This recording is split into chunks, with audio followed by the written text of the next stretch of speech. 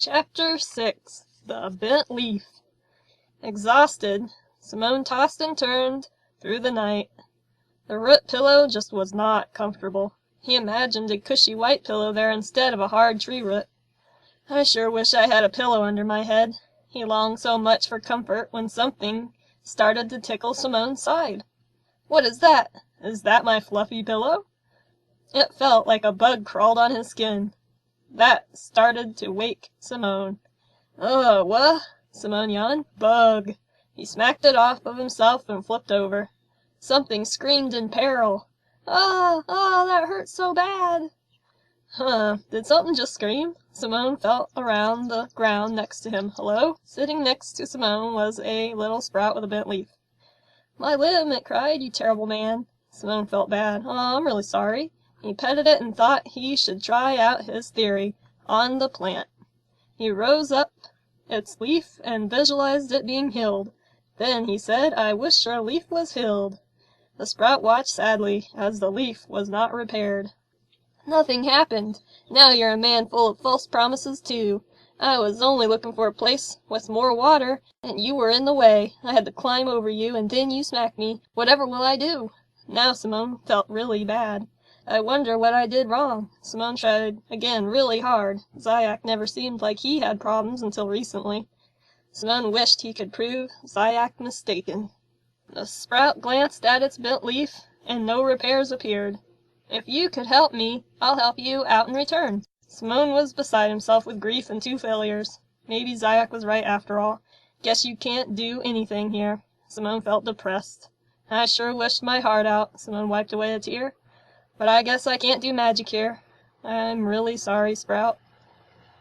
I just want help getting under the large tree on your other side. See, there's a puddle there, and I decided that's where I want to grow up. Aw, are you crying, mister?" The sprout climbed up Simone's lap. Simone sobbed. It just didn't feel right that he couldn't help the sapling. "I guess I can pick you up and set you over there, little guy." He picked it up and set it by the puddle like it wanted. "I'm really sorry." The plant hung. "I forgive you, mister, really." "Thanks, but it really bothers me that I couldn't heal you." "I know." The sprout appeared sad too as it planted itself. Looney seemed to wake up from its slumber. "Morning already? Hum, hum, hum." Looney yawned, catching the depressing conversation. "Simone, I told you. Believe in yourself. The strongest belief will always become visible as long as you don't hold contradictory beliefs," Looney said. "So what do you want to believe in right now, Simone? Do you want to believe you are a powerless poor little Simone?" "No, I already tried, Looney. I envisioned, I believed, and with intention I tried. Nothing happened." Looney frowned. "Let me out of this pocket and I'll prove I'm not wrong. Just because you can't bend a spoon with your mind in one day doesn't mean you can't." Simone raised an eyebrow. "Well, I accidentally hurt this sprout's leaf, and I've been trying to heal it." He picked up Looney and stuck it by the sprout. Looney's eyes focused intensely. "Let your state of being match my energy and allow yourself to heal."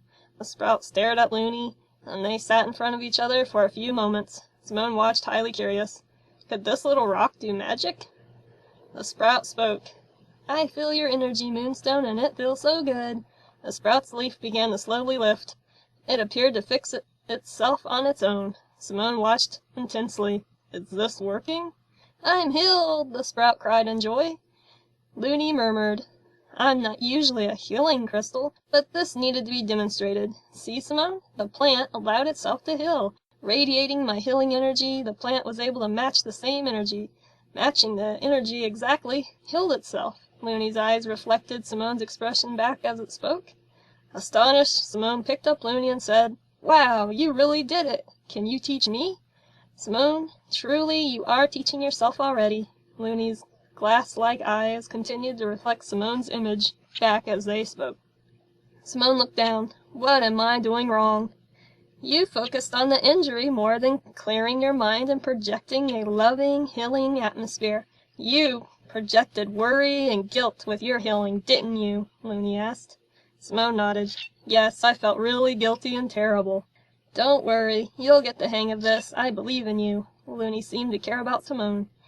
"Now give me a rock hug." "And tell me you'll keep those spirits up," Looney cheered. "I'm glad you believe in me." Simone picked Looney up and hugged it. "Well, little sapling, glad you're better. Sure hope I can learn to hill like Looney here." The sprout wiggled its leaf. "What can I do in return for the help?" As soon as the sprout asked, Zayak stirred a few feet away from the group. "Well, I know. How about grow big and strong?" Simone winked and smiled. Zayak interrupted. "Yeah, you can help us." Zayak sounded groggy. "Tell us how to find our way out of this forest. Better yet, tell us how to move out of the 4th level, or whatever realm this is," Zayak groaned. The sprout talked. "Oh, I know who would know." Simone looked over at Zayak, then at the sprout. "Oh, who would that be, little guy?" "The great tree of life knows all. At least that's what my mommy tree said." Where would that be?" Simone asked with worry, as he thought back to the tree he stabbed earlier. Another tree nearby, who had been listening the whole time, finally added its 2 cents. "Oh, to the tree of life. It has a doorway to all levels of reality." Simone jumped up. "Really? Come on, guys, let's go." "So, how do we travel to it?" The sprout blurted. "Let me help. Let me help. I will tell you what my mommy tree told me, okay? That can be payback for healing me." "Sounds good to me, little tree." Simone glanced at Zayak. "Good morning, Zayak. Are you feeling good enough to travel?" Zayak blinked with agony, as the sprout instructed. "To find the tree of life, from this forest follow the North Star. Along the path there shall be a palace so large that it encompasses the sky. Go through the door and into the other side. Through the other side a path will lead to the tree of life. Mommy never told me what was on the path." North Star." Simone stared up at the early morning sky. He estimated, by noticing stars still lingering, that it had to be about 5 a.m. "Hey, little guy, is that star still out?" "In this level, the North Star will always shine, no matter if it is light or dark." "Great!" Simone took a good look around. "So which one is it?" The plant pointed its leaf at a white ball in the sky, which shined as bright as Venus. Zayak smiled. "Well, I say, let's start following the North Star."